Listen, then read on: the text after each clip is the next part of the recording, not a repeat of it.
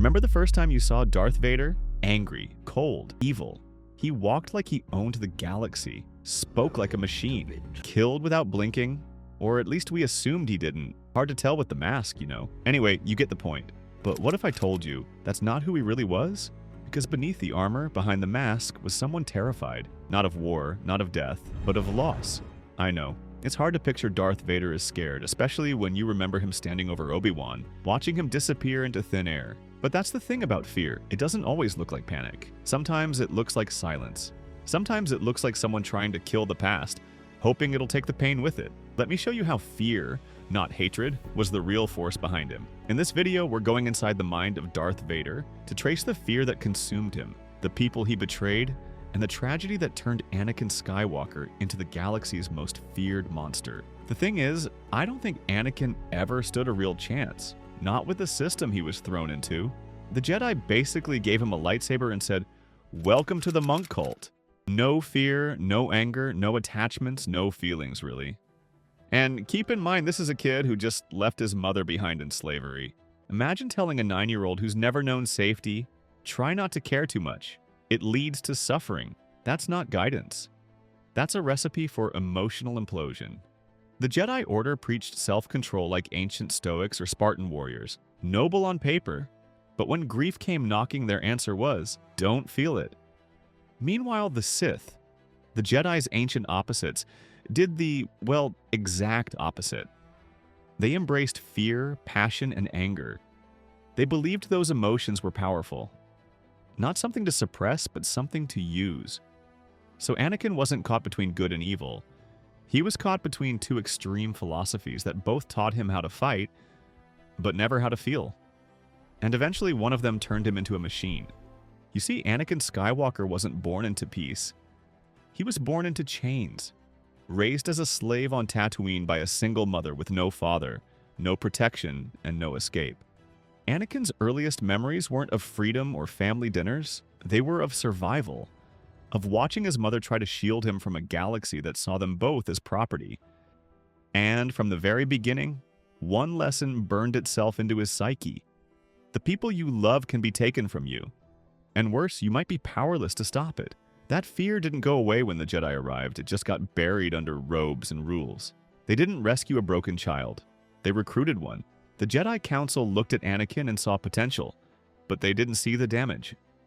They gave him a new path, a new identity. Jedi robes, lightsaber, the whole chosen one package. But they never really saw the scars underneath. They gave him no tools to process grief, no space to mourn the life he'd been ripped from. Instead, they told him what all Jedi are told. Don't get attached. Let go. Bury your fear. Detach from love. That's far from emotional training. That's emotional suppression. But Anakin didn't want to let go. He wanted to hold on. To his mother, to Padme, to anyone who made the galaxy feel less cold. So when he dreamed his mother was in pain, he did what any terrified child would do. He ran back home. He disobeyed orders, broke protocol, and returned to Tatooine. But it was too late. She died in his arms. And in that single moment, the fear he'd carried for years became something else.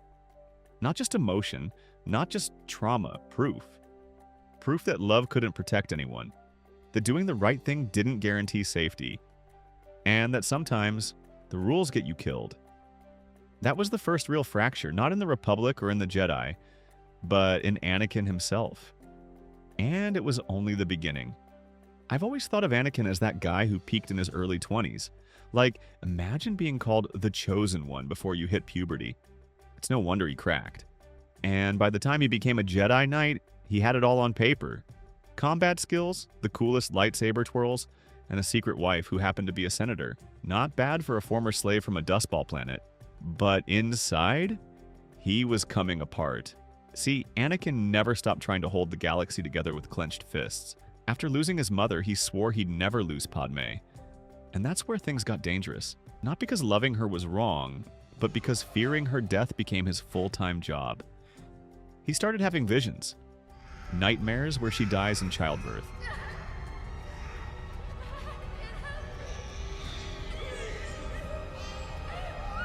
And instead of opening up to the Jedi, who treated emotions like a malfunction to fix, Anakin turned to the one person who always made time for him, Chancellor Palpatine. Palpatine was a mentor to Anakin, a guide, the closest thing to a father he ever had. Because when you grow up without a dad, and your Jedi masters tell you not to form attachments, you start clinging to the only adult who actually listens. And Palpatine listened. But he didn't do it out of kindness. He did it because he saw the cracks in Anakin before anyone else. And instead of helping him heal, he slipped in through those cracks and widened them. And let's be honest, if you had a medieval emperor whispering in your ear 24/7, calling you special, misunderstood, and the only one strong enough to fix the system, your ego might get a little weird too. Palpatine was basically grooming Anakin, slowly replacing Jedi wisdom with Sith logic. Like some twisted life coach from hell. Emotions aren't bad, Anakin. Fear makes you powerful. Anger makes you unstoppable. It's the emotional version of Napoleon crowning himself emperor. Once power tastes sweet, you convince yourself it was destiny. What makes this all so tragic isn't that Anakin was fooled. It's that he wanted to believe. Because in his nightmares, Padme, his wife, his anchor, was dying in childbirth. And he couldn't go through that again. Not after losing his mother, so he clung to the promise of saving her. But maybe part of him wasn't trying to stop the loss. Maybe he was just trying to make himself cold enough to survive it. Like if he could embrace the darkness early, it wouldn't hurt as much when the light was gone. That's the trap. The tighter he held onto his vision of a perfect future, the faster it slipped through his fingers. And when Anakin finally reached out, when he told the Jedi he was afraid, they didn't help. They lectured him. They told him to let go of everything he feared to lose. Train yourself to let go of everything you fear to lose. As if that was even possible. Then they turned around and asked him to spy on the only man who actually listened to him. The Council wants you to report on all the Chancellor's dealings. They want to know what he's up to. They want me to spy on the Chancellor? Chancellor Palpatine. No comfort, no guidance, just rules, mistrust, and silence. And that's when the fear twisted into something darker. Because if the people who were supposed to protect you only see you as a threat or a tool, what choice do you really have? After that, the divide only grew. Palpatine leaned in closer, whispering exactly what Anakin needed to hear. That he could save Padme. Power to save Padme. That he was special. That the Jedi were holding him back. And maybe most dangerously, he listened. Not just as a mentor, but like a father figure. The only one who never turned away. The Jedi questioned his loyalty, kept him at arm's length, even asked him to spy on the only man who ever gave him a voice. So when Palpatine finally revealed himself as a Sith, My mentor taught me everything about the Force, even the nature of the dark side. And the Jedi demanded his execution. Anakin didn't turn on Palpatine. He turned on the Jedi Order. Because in his eyes, they were the betrayers. And the man who lied to him still felt like the only one left who understood. By the time Anakin walked into the Jedi Temple with a red lightsaber and a 1,000-yard stare, the man was already gone.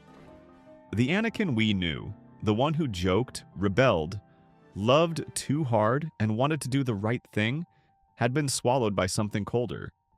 And to be honest, the more I think about Anakin Skywalker's fall, the more it makes sense. Imagine spending your whole life being told to bury every emotion, to silence every fear, every attachment. Then one day, someone comes along, someone powerful, manipulative, and disturbingly calm, and says, No, fear is good. Let it guide you. That's what Palpatine did. He offered Anakin more than power. Can you achieve a power greater than any Jedi? He offered him permission. Permission to feel. Permission to break the rules. That's how the dark side works. Not by screaming in your face, but by whispering exactly what you already want to believe. At that point, Anakin didn't turn evil because he loved violence. He turned because he thought he was protecting the only thing left that mattered. Padme. He believed that if he just gave in, if he just surrendered to the dark side, he could save her. And if you've ever seen a desperate man gamble everything on a terrible decision, welcome to history. History's full of men like Anakin, leaders who thought one terrible decision might stop the bleeding. Caesar crossing the Rubicon, Nixon covering up Watergate, Napoleon marching into Russia. It never saves the world. It just sets it on fire a little slower. The Jedi became enemies. Obi-Wan became a threat. And anyone who stood in Anakin's way, and even his children, were treated like pawns in a collapsing chessboard. All while the one person he claimed to be protecting, Padme, was drifting further from him. And the family he could have had, Luke, Leia, never even got the chance to know who he really was. The man didn't need more power, he needed therapy. But the galaxy doesn't hand out therapists to future Sith Lords. It hands out sabers, titles, and trauma. And when it all came crashing down, when Padme still died, when the Empire rose, and when Anakin was left burned and broken on the lava banks of Mustafar,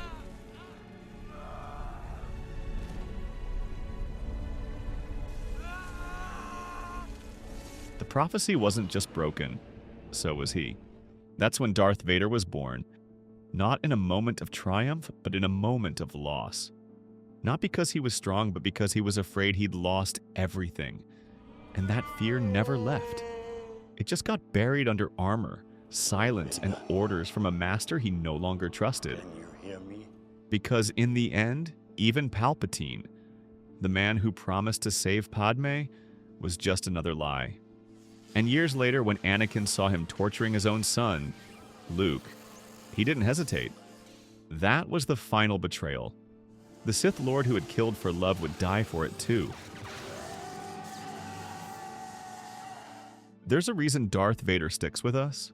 It's not just the suit, or the voice, or the hallway scenes where he slices through rebels like they're made of butter. It's because deep down, we recognize him. He's the man who made every wrong decision for the right reason. The person who tried to control the future so he wouldn't lose the people he loved, and ended up losing himself in the process. And sure, most of us aren't force-wielding space generals with lava scars, but the pattern is universal. We've all had moments where fear whispered in our ears and said, just do this, compromise here, protect yourself. And then, like Anakin, we look up and barely recognize who we've become. That's what makes Vader terrifying. Not the armor, the mirror. He shows us what happens when emotion is buried too deep, when power becomes a substitute for peace, and when love turns into control. He's not just a villain, he's a warning. A reminder that the scariest monsters in the galaxy didn't start out that way. They were made, slowly, fearfully, one bad choice at a time. That's why decades later his story still matters. Because it's not just science fiction, it's human. Let me know your thoughts on Darth Vader's story in the comments below. And if I missed anything, don't hesitate to call it out. Also, who should we dive into next? Drop your villain requests down there.